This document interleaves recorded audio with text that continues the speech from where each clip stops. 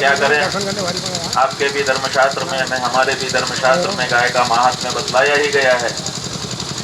वैज्ञानिकों की बात कर लेते हैं, क्योंकि आज विज्ञान का युग है। वैज्ञानिकों ने एक बहुत रहस्यमयी बात बताई, और उन्होंने ये बताया है, ये जो गाय है, जब इसको मारा जाता है तो इसको मारे जाते समय इसकी जो चित्कार निकलती है, इसके शरीर के जो तरंगे निकलती हैं, उन तरंगों से ही भूकंप आता है। इसलिए अगर भूकंप से दुनिया को बचना है तो उनको गायों को मारना छोड़ देना चाहिए। ये आजकल के वैज्ञानिकों ने गाय को मार करके उसके तरंगे जो निकलती हैं उस समय उसके प्रभाव का अध्ययन करके हम सबको बता दिया है। इसलिए गाय का न मारा जाना पूरे विश्व के हित में है, और गाय का मारा जाना पूरे विश्व की तबाही के लिए कारण बनने वाला है। इसलिए ये बहुत अच्छी बात है कि हिंदू पहले से इस बात को जानते थे, उन्होंने इस बारे में विचार कर रखा था, व्यवहार कर रखा था। लेकिन मुस्लिम बंधुओं ने भी आगे बढ़ करके गौ माता की हत्या न करने का जो नियम निर्णय लिया, उससे पूरे देश के हिंदू बहुत प्रसन्न हैं। बंधुओं, ये काम आजादी के बाद तत्काल होने वाला था, क्योंकि आजादी के पहले जब स्वतंत्रता का संग्राम लड़ा जाता था तो उस समय के नेता कहते थे कि हम आजाद भारत होते ही पहला कानून कलम की पहली नोक से गौ हत्या बंदी का बनाएंगे। जब संविधान का निर्माण हो रहा था उस समय की जो बहस है वो दर्ज है, अभी आप में से कोई भी उसको पढ़ सकता है। उसमें साफ साफ लिखा हुआ है कि जो मुस्लिम सदस्य थे उस संविधान सभा के, उन्होंने खड़े होकर के कहा कि आप लोग गौ हत्या वाला कानून क्यों नहीं इसमें डाल देते हैं संविधान में कि भारत में गौ हत्या नहीं होगी।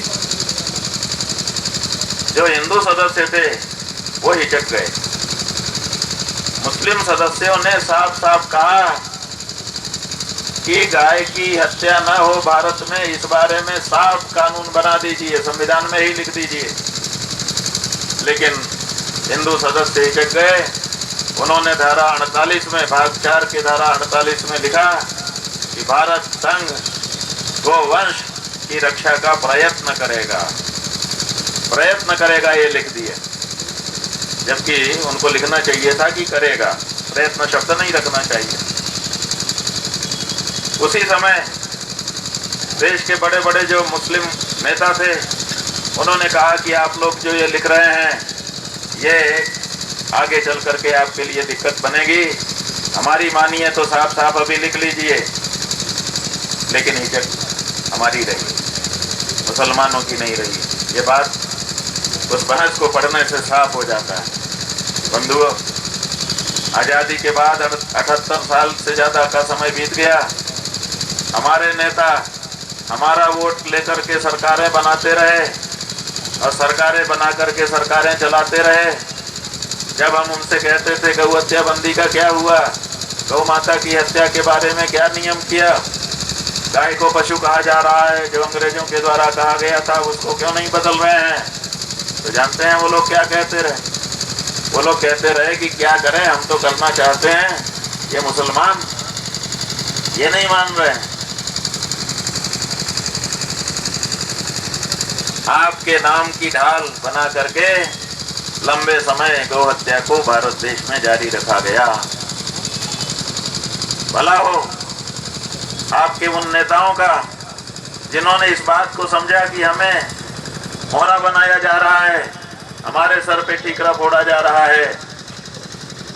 उन्होंने ये घोषणा कर दी कि अब ये जो बकरीद अभी पीछे बीती है, उसी बकरीद के ठीक पहले कि इस बकरीद हमने निर्णय ले लिया है कि हम गाय काटने का काम ही नहीं करेंगे और न काटने के लिए गाय खरीदेंगे। और बंधुओं, ये केवल घोषणा नहीं थी, कह दिया केवल। पूरे देश में गोदी मीडिया घूमता रहा कैमरे ले ले करके कि कहीं कोई मुसलमान गाय ज़िबा करता हुआ दिखाई दे जाए तब उसका वीडियो बना के बता दें कि देखो नेताजी कुछ कह रहे हैं और ग्राउंड पे कुछ हो रहा है। लेकिन धन्य है आपकी कौम, पूरे देश में उनको एक वाकया नहीं मिला जिसमें ऐसा दिखाई देता कि कोई मुसलमान उनके नेताओं के कहे जाने के बावजूद गाय को ज़िबा कर रहा हो। एक दृश्य नहीं मिला। और आपने ये सिद्ध कर दिया कि आपने जो कहा माइक पर कैमरे के सामने, आपने ग्राउंड पर भी वही निभाया। और इन्होंने जो लोग गौ माता के भक्त बन रहे थे, उन्होंने जो माइक पर कहा, कैमरे के सामने कहा कि हम गाय के भक्त हैं, हमें वोट देने का मतलब गौ माता को जीवन दान है, वे क्या कर रहे हैं? उन्होंने माइक के सामने कुछ और कहा और जब सत्ता मिल गई तब कुछ और कर रहे हैं। कहनी और कथनी और करनी, इनमें भेद उनके दिखाई दे गया और इसीलिए हम लोगों को निकलना पड़ा ये बात कहने के लिए कि मतदाताओं समझ जाओ, इस समय खतरा जो सच्चे हिंदू हैं उनको मुसलमानों से नहीं है। इस समय खतरा है सच्चे हिंदुओं को ईसाइयों और विधर्मियों से, विदेशियों से नहीं है। इस समय अगर हिंदू धर्म के सच्चे अनुयायियों को खतरा है तो इन नकली हिंदुओं से हैं जो हिंदू बन करके सत्ता में आकर के बैठ गए। बंधुओं, उनकी गौ माता के प्रति जो भावना है वो प्रदर्शित हो चुकी है। वो कहते कुछ हैं, करते कुछ हैं। वो एक तरफ तो गौ माता की पूजा करते, आरती करते, वीडियो बनवाते हैं और दूसरी तरफ स्लॉटर हाउस में गायें कट रही हैं, उनसे बहुत बड़ा चंदा लेते हैं।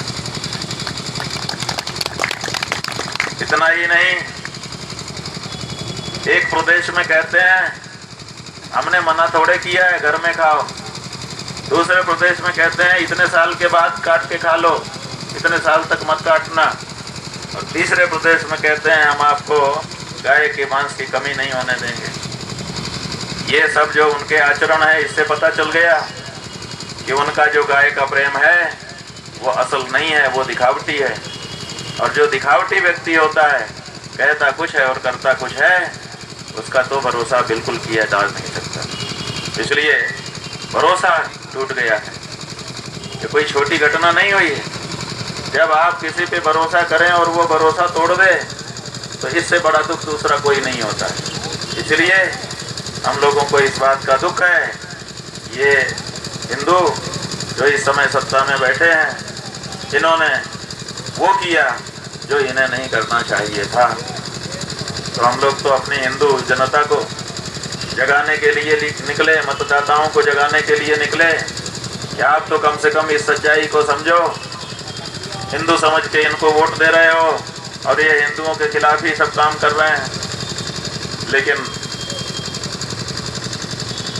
हिंदुओं को भी नशा है, अभी नशे में है वो जब सब कुछ लुट जाएगा तब होश में आएंगे। इसलिए थोड़े हिंदू निकल के आ रहे हैं। अधिकतर को व्हाट्सएप ग्रुप में मना कर दिया जा रहा है कि शंकराचार्य जी की बात मत सुनो। अरे हमारी बात सुनो चाहे मत सुनो, हमारी बात तो कायनात में गूंजेगी, हमारी बात तो हवा में गूंज गई। जो सच है वो आज नहीं तो कल, कल नहीं तो परसों, किसी दिन याद किया जाएगा कि हाँ किसी समय किसी ने तो सच कहा था। हमारी कोई वोट की ख्वाहिश थोड़े है कि हमको वोट मिल जाए और हम सत्ता में आ जाएं। हमारी तो धर्म की सत्ता है और वो बनी हुई है और उसके लिए वोट की जरूरत नहीं पड़ती है। वो हमारी परंपरा से हमको प्राप्त है। इसलिए जो सच है उसको कहने के लिए हम निकले हैं और निरंतर कहते हुए आगे बढ़ते चले जा रहे हैं। आप लोगों से हमारा यही कहना है कि जो निर्णय आपने लिया है इसको लंबे समय तक निभाइएगा। बंधुओं, हम कश्मीर गए